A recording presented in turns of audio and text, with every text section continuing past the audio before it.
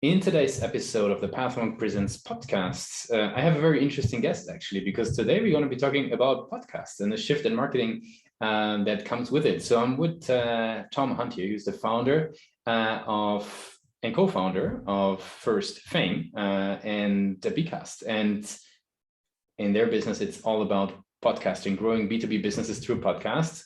Something obviously that we're also doing here on the Pathmark side of things. So very curious to really deep dive into the topic.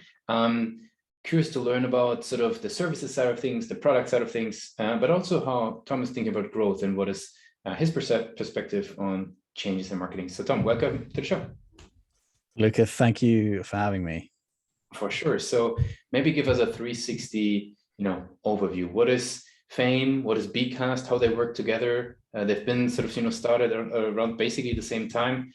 Give us an insight. Let me tell you a story. This is how the whole thing started. And it started, so 2019, I'm not that good at having a job, but I had a job in 2019 at a B2B SaaS company. I was head of marketing. And we started this podcast because there was a persona that I thought we should be targeting. We sold sales software.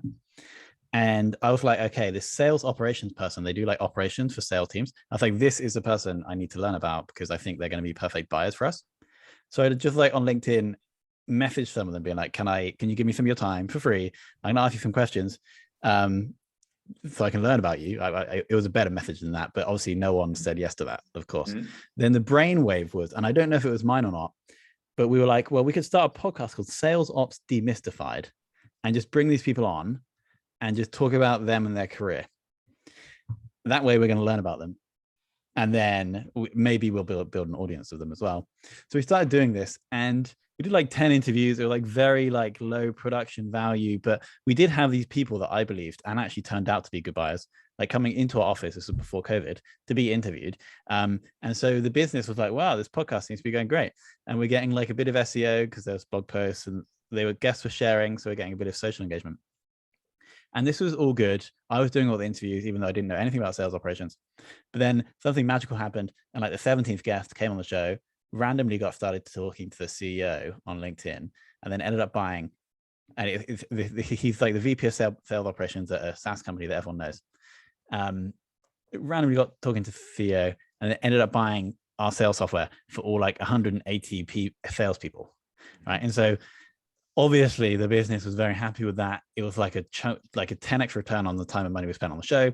And I'm like, here's a holy grail of B2B marketing because you can get this long-term brand building benefit. You can add value to your customers. We'll talk more about that later. But then you can also build relationships that can lead to partnerships or business. So I was like, I'm going to do this. I said to the company, I'm leaving to do this. Would you like to be a client? And they fortunately said yes. I was still the host of that show up to 200 episodes. They're still a client today. And then all we really have done for Fame is copied and pasted that process that we started developing. Didn't steal any IP.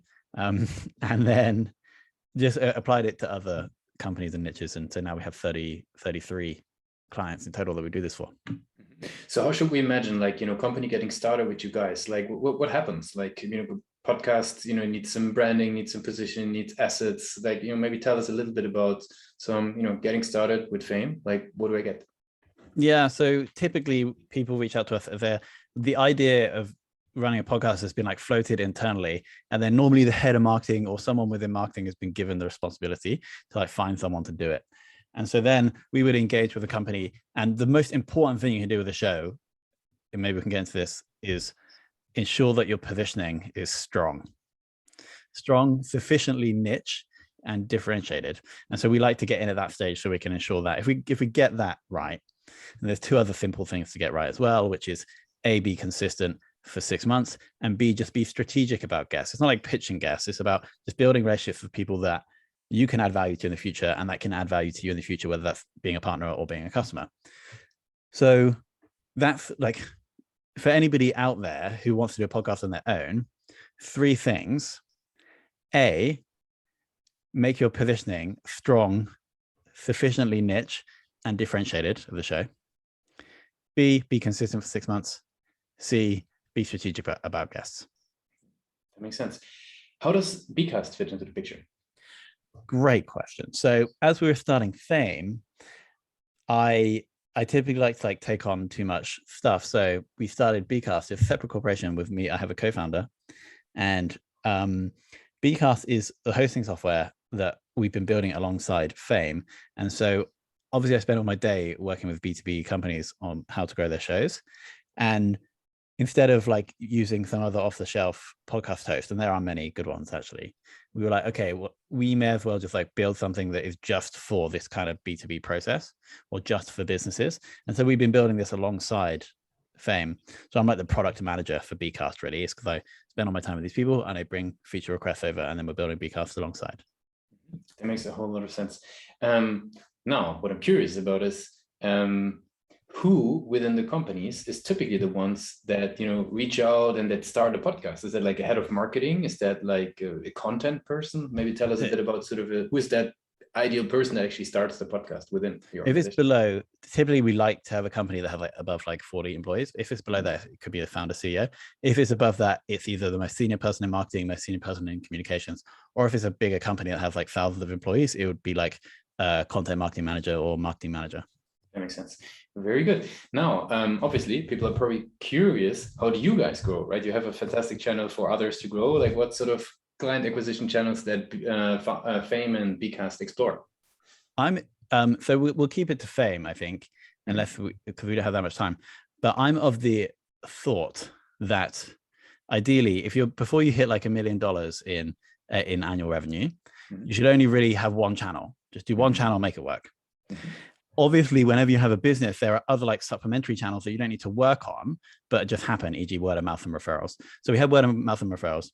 And before I reveal the big channel, I probably would like to say that our growth has not been that much because of the big channel. It's been because we've actually been adding more value than they have to pay us. And therefore that drives word of mouth and referrals. So that's the first thing for anybody trying to grow the company. I would actually just forget about any channels and just spend 6 months making your product or service better, so that then you're adding more value than people are paying you, and that means people are going to refer you or they're going to tell their friends. So that's the caveat. The one channel that we have been working on that has brought other customers is just Google Ads, B2B podcast agency. I think we spend the most. We rank number 1. So those are the only 3 channels that we have been working towards. Now, as we're about to hit the $1 million in annual revenue mark, I'm starting to work on the second big channel, which I'm calling the content machine, but it's really a combination of SEO, content, and social. It's basically all the same thing, really. And just working through that process. And I mean, I'm happy to go into that, but I don't know if we have time. No, go in. So it's just really all you're doing with that is understanding exactly who that person is that you want to sell to, and then just trying to improve their lives, trying to get them promoted, trying to make them happier. And so you're doing that through information. You're putting that information on your own domain that has essentially content marketing. If you do that and you put good information on your own domain, you're going to get backlinks that helps with SEO. And then you're also putting out parts of that content and then putting it onto social to get engagement, awareness, and then ideally linking back to your blog. So it's one big flywheel. Rand Fishkin popularized this term with Moz, his business. He called it the SEO content social flywheel. And it just goes around like that, exactly as I just discussed. So that's what I'm working on at the moment. That ideally is going to be second channel. It takes a while to get going, but ideally it'll start bringing customers for cheaper than Google Ads in the future. Makes complete sense.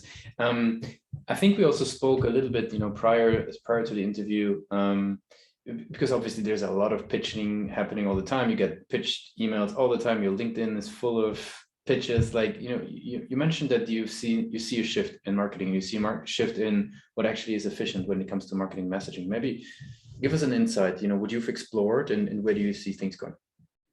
Yeah, I think specifically in B2B. I don't know why it is. I was thinking this afternoon, I wanted to give an intelligent answer as to why I think this is happening. But it seems like maybe it's because of the internet, I don't know, the proliferation of email and the internet, that everyone's getting pitched all the time.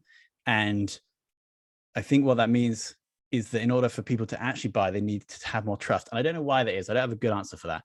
But I think that we can see this because cold LinkedIn outreach or cold email, I don't think works as well as it once did. And so this comes back to what I'm working on in the content social flywheel, is that you want to get the people to to like and trust you like years, months before they want to buy, so that when they do, you're at the top of mind, they come inbound to you. And so all we're trying to do at the moment with Fame on the content side is just give away the best stuff you have, the absolute best stuff, so that we're actually improving these people's lives, so they remember you. And when at some point, the thing with podcasts, right? If you can't convince anyone to start a podcast, you can't convince a 100-person SaaS company to start a podcast. They have to have that idea themselves. And so, or at least at this stage, I think it's going to be, maybe in the future we can do that, but it's going to be very expensive. So we'll have the low hanging fruit first. And so all we want is that ideally in the world, every like marketing manager at B2B SaaS companies and service companies above 100 people would just have heard of us because we're helping them with their job. And then if and when they need a show in the future, they come to us. Or if and when their friend needs a show in the future, they tell them about us. And that's happened just through like LinkedIn posts I did like last year. But so that is a big shift. And so for people listening, if you're spending money, I think, on like cold LinkedIn outreach or like cold email, or even spending too much on ads, I would like maybe reconsider that and just start to have somebody in your business, or even hire somebody who's an expert in the pain points of your customers, and just start like giving away your best stuff. You'll start to become famous. People start to know you, and then ideally they'll come to you when they have the need to buy your thing. That makes sense. Very interesting. I was actually thinking about the story that you described at the beginning, how you even got into podcasts, and how it's a very value-driven channel in a way. What do you think, if you would extract that for marketers, like what are the aspects of that full concept of the podcast that you guys, are offering that make it such an interesting and unique channel? Is that, because you're giving value? Is that because you're giving exposure? What is sort of the underlying mechanisms that you see, on the podcast channel that maybe people could think about to even, spin up new ideas based on those concepts? Yeah, I think the podcast channel aligns with everything I just said, right? Mm-hmm. If you as a business are just giving away the best stuff, bringing on the best guests you can find, and giving away like the best ideas, then that is a great medium for you to add value to the life of your customers. Now, I always say podcasts are not a great channel to grow an audience, but they're an amazing channel to like build that relationship. And so if you're like early stage, I would probably look at other ways to build like permission assets, but build lists and audience first, probably directly on social channels now, and then I maybe try and get an email list, and then start a podcast. So when you do, you actually have people that are going to listen that you can build the relationship with. So I think that's the number one reason why I think podcasts are a useful marketing tool now, is because you can really add value to people's lives because it's a very intimate relationship. They'll listen to you, trust you, and then you can give them information that will make them like you. And then the second reason why is like networking. People call it content-based networking, right? Even if the people are not going to be your customers, they might know people that are your customers. And if you give guests, like I've had an amazing experience coming on this show, right? I'm going to remember you guys. If people like need website software in the future, I'm going to recommend you because I know and like you. And so ensuring that every guest, whether they could be a customer partner or not, have an amazing experience with you guys or with the whoever's starting a podcast, then that will bring value back to you at some point in the future. Makes complete sense. Those are the two reasons. Yeah, makes sense. Very cool. I would like to switch gears a little bit and get to know a little bit more about yourself. I have some, rapid fire questions ready to wrap up the interview for today. Are you ready for those? Yep. What's the last book you read? Or the last podcast you listened to, for that matter? Yeah, let's do both. So my favorite podcast, was it the last one? Okay. So my favorite podcast is All In Podcast. Have you heard that? Oh my God, All In.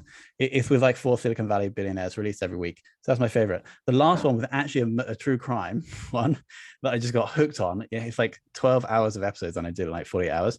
It's called Shandy's Story. Amazing Australian podcast about a murder. Book-wise, I'm currently trying to read Putin's People, but it's an absolute monster. I'm like 32% of the way through. I don't know if I'm going to finish it. What's one single thing your company is focused on the most at the moment? The one thing I'm most proud of with our company is that we have had no one leave. And so that's always been a focus, is that how can I improve the lives, not only of like customers, but also of team members and freelancers. And if you do that, it's going to be easier to hire because people want to bring their friends. You're also going to have less disruption, less recruitment costs because people don't leave. And so I see my job as like founder CEO to try to obviously grow the business, but a good way of doing that is by just making your employees happy.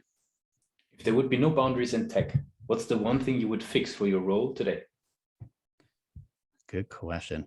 I think we probably automate more tasks. So if there's more like intelligent, like Zapier is amazing, but if there was more like, what would be amazing if you could just speak to Zapier and be like, I want to automate this task. You just tell them, and then they automated that. That would be like so sick. I guess people would lose jobs, but then people could do more creative work. It would just bring the cost of everything right down. Like, we're able to charge less because we automate a lot of stuff, but then if you could automate more, then everything would get cheaper. What's the last thing that kept you awake at night about the company? People problems. I think we haven't had anyone leave. That doesn't mean we don't have like performance challenges and stuff. So fortunately, we've had no like major issues there, but that would be the answer. And for the very last question, I would like to do a little bit of time travel. Let's go back to the days of Imperial College London, right? Heading out of education, at least formal education. What's the one advice you would give yourself for your journey? I'd probably be less risk averse, which would mean I would want to be more risk taking. Because I spent 4 years in management consulting, which was great. I learned stuff that really helped me today. Like, that's the same business that I have today, is a people and service business. So I learned a lot, but then I probably could have like been like 4 years ahead of where I am now if I didn't do that, I think. And I would have been slower, but I think take more risk because you're like 22, you know what I mean? So that would be the advice. Very cool. Tom, I really appreciate you took the time with us today to be a guest on Pathmark Presents. I want to give you the very last word. If somebody forgets all we discussed about fame and Bcast, what's the one thing that they should remember? To just start giving your best stuff away for free on the internet. Thanks a lot for being a guest on Pathmark Presents. Thank you for having me.